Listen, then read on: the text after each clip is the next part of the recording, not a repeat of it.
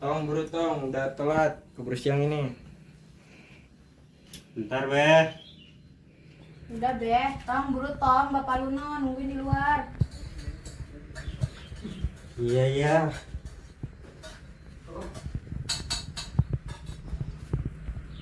Ayo Beh, ini tong.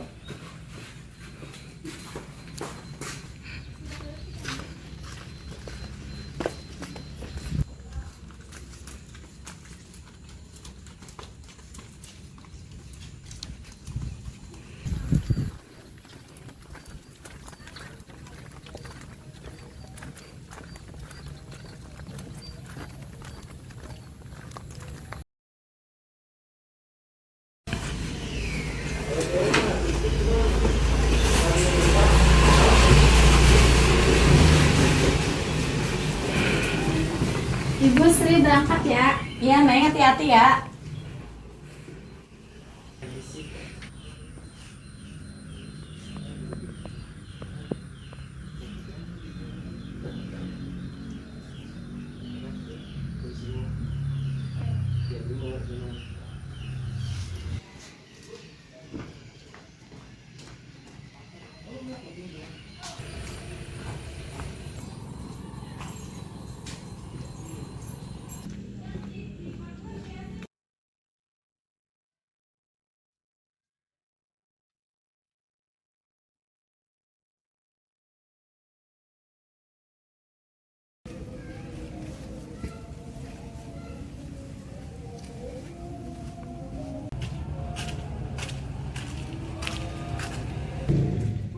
Bu, ini kan pasar lu rame mulu ya. Berarti mulai besok setoran harus 2 kali lipat.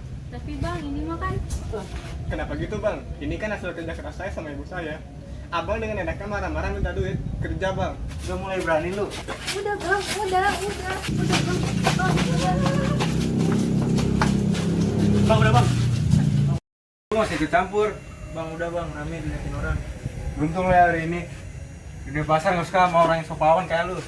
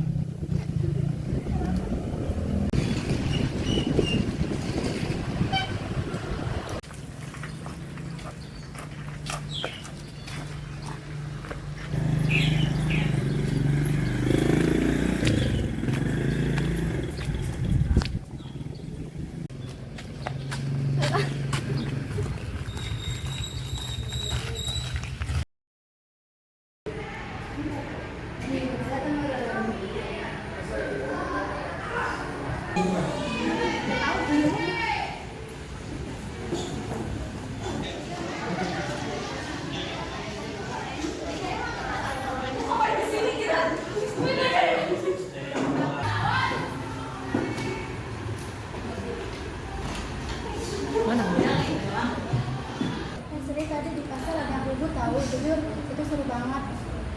Udah biasa, preman itu emang suka cari ribut.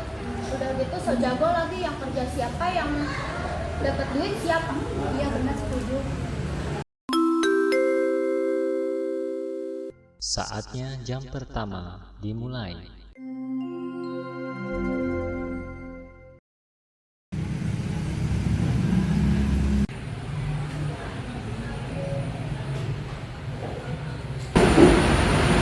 Anak-anak akhir-akhir ini banyak dengar tentang PETOS, penangkapan misterius, yang berarti bertujuan untuk menurunkan angka kriminalitas.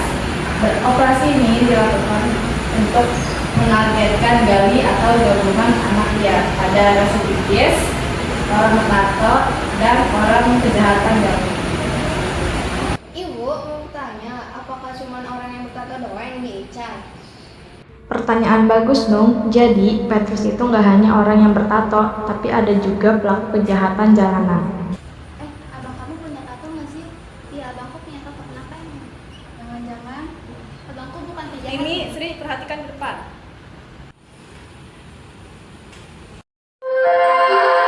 Seluruh pelajaran hari ini telah selesai. Sampai jumpa besok pagi dengan semangat belajar baru.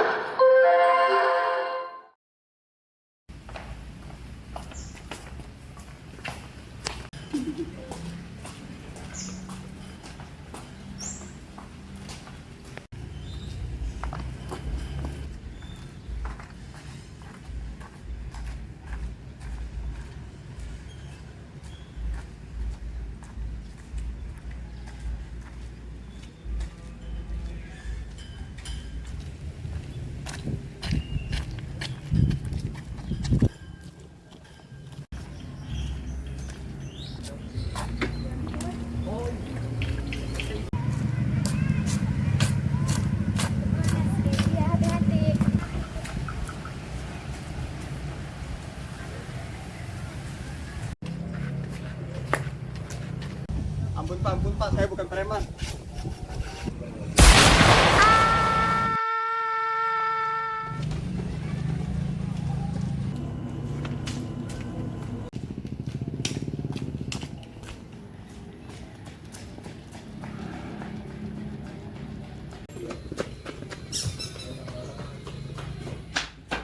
Ini ada yang ditembak. Astagfirullah, kamu kenapa, Sri?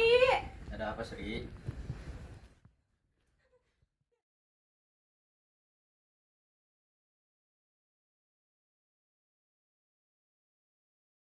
Andy, tadi ada lu cerita dia ngeliat orang kebunuh.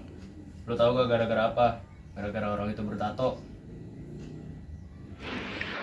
Gelombang ketakutan kembali melanda warga ibu kota pagi ini.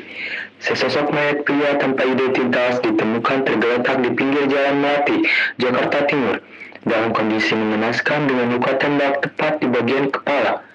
Kejadian ini merupakan yang ketiga kalinya dalam 1 pekan terakhir di wilayah hukum Polda Metro Jaya. Saksi mata, seorang pedagang sayur yang melintas sekitar pukul 05.00 WIB, mengaku melihat sebuah bungkusan karanggoni yang mencurigakan di semak-semak. Udah gak tuh, hapus tato lu malam ini juga. Kong, tato ini cuma gambar, dia bisa ngapa-ngapain. Tato lu itu bisa bikin lu mati. Mungkin Kong lu bener Tong. Udahlah, nah, dengerin aja apa kata babe lu sama bapak lu. Yang dia bukan penjahatnya, Beh. Kalau lu gak mau hapus, biar gue yang hapus. Pegangin anak lu.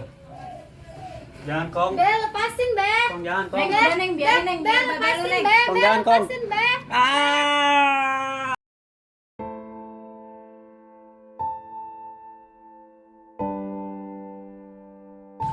Mereka menyebutnya Petrus, penembak misterius, peluru tanpa wajah, keadilan yang datang tanpa hati-hati.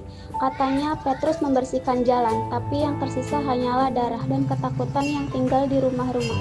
Aku melihat tubuh tergeletak di aspal bukan sebagai penjahat, melainkan manusia yang tak sempat membela dirinya sendiri.